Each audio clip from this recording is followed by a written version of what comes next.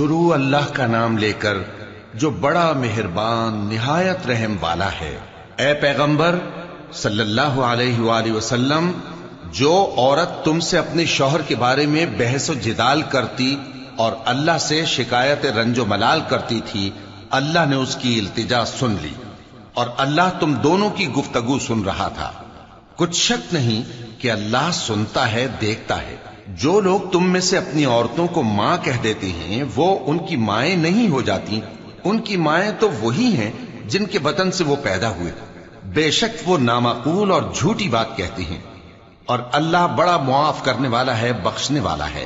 اور جو لوگ اپنی بیویوں کو ماں کہہ بیٹھیں پھر اپنے قول سے رجوع کر لیں تو ان کو قربت سے پہلے ایک غلام آزاد کرنا ضرور ہے۔ مومنو، اس حکم سے تم کو نصیحت کی جاتی ہے اور جو کچھ تم کرتے ہو اللہ اس سے خبردار ہے۔ اب جس کو غلام نہ ملے وہ قربت سے پہلے لگاتار 2 مہینے کے روزے رکھے، پھر جس کو اس کا بھی مقدور نہ ہو اسے 60 محتاجوں کو کھانا کھلانا چاہیے۔ یہ حکم اس لیے ہے کہ تم اللہ اور اس کے رسول کے فرما بردار ہو جاؤ، اور یہ اللہ کی حدیں ہیں، اور نہ ماننے والوں کے لیے درد دینے والا عذاب ہے۔ جو لوگ اللہ اور اس کے رسول کی مخالفت کرتے ہیں وہ اسی طرح ذلیل کیے جائیں گے جس طرح ان سے پہلے لوگ ذلیل کیے گئے تھے، اور ہم نے صاف صاف آیتیں نازل کر دی ہیں، اور جو نہیں مانتے ان کو ذلت کا عذاب ہوگا۔ جس دن اللہ ان سب کو جلا اٹھائے گا تو جو کام وہ کرتے رہے ان کو جتائے گا۔ اللہ نے وہ سب کام لکھوا رکھے ہیں اور یہ ان کو بھول گئے ہیں، اور اللہ ہر چیز سے واقف ہے۔ کیا تم کو معلوم نہیں کہ جو کچھ آسمانوں میں ہے اور جو کچھ زمین میں ہے اللہ کو سب معلوم ہے؟ کسی جگہ 3 شخصوں کی سرگوشی ہوتی ہے تو اللہ ان میں چوتھا ہوتا ہے، اور جہاں 5 آدمیوں کی سرگوشی ہو تو وہ ان میں چھٹا ہوتا ہے، اور نہ اس سے کم یا زیادہ مگر وہ ان کے ساتھ ہوتا ہے، خواہ وہ کہیں ہو۔ پھر جو جو کام یہ کرتے رہے ہیں قیامت کے دن اللہ سب ان کو بتائے گا۔ بے شک اللہ ہر چیز سے واقف ہے۔ اے پیغمبر صلی اللہ علیہ وآلہ وسلم، کیا تم نے ان لوگوں کو نہیں دیکھا جن کو سرگوشیاں کرنے سے منع کیا گیا تھا، پھر جس کام سے منع کیا گیا تھا وہی پھر کرنے لگے؟ اور یہ تو گناہ اور ظلم اور پیغمبر صلی اللہ علیہ وآلہ وسلم کی نافرمانی کی سرگوشیاں کرتے ہیں، اور جب تمہارے پاس آتے ہیں تو اللہ تعالیٰ کے بتائے ہوئے الفاظ کے بجائے دوسرے الفاظ میں تمہیں دعا دیتے ہیں، اور اپنے دل میں کہتے ہیں کہ اگر یہ واقعی پیغمبر ہیں تو جو کچھ ہم کہتے ہیں اللہ ہمیں اس کی سزا کیوں نہیں دیتا؟ اے پیغمبر صلی اللہ علیہ وآلہ وسلم، ان کو دوزخ ہی کی سزا کافی ہے، یہ اسی میں داخل ہوں گے اور وہ بری جگہ ہے۔ مومنو، جب تم آپس میں سرگوشیاں کرنے لگو تو گناہ اور زیادتی اور پیغمبر کی نافرمانی کی باتیں نہ کرنا، بلکہ نیکوکاری اور پرہیزگاری کی باتیں کرنا، اور اللہ سے جس کے سامنے جمع کیے جاؤ گے ڈرتے رہنا۔ منافقوں کی سرگوشیاں تو شیطان کے اکسانے سے ہیں، جو اس لیے کی جاتی ہیں کہ مومن ان سے رنجیدہ ہوں، مگر اللہ کے حکم کے سوا ان سے انہیں کچھ نقصان نہیں پہنچ سکتا۔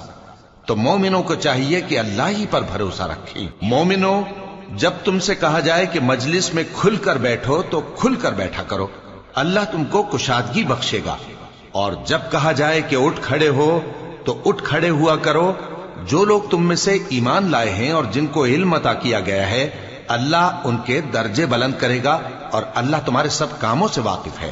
مومنوں، جب تم پیغمبر کے کان میں کوئی بات کہو تو بات کہنے سے پہلے مساکین کو کچھ خیرات کر دیا کرو، یہ تمہارے لیے بہت بہتر اور پاکیزگی کی بات ہے، اور اگر خیرات تم کو میسر نہ آئے تو اللہ بخشنے والا مہربان ہے۔ کیا تم اس سے کہ پیغمبر کے کان میں کوئی بات کہنے سے پہلے خیرات کرو ڈر گئے؟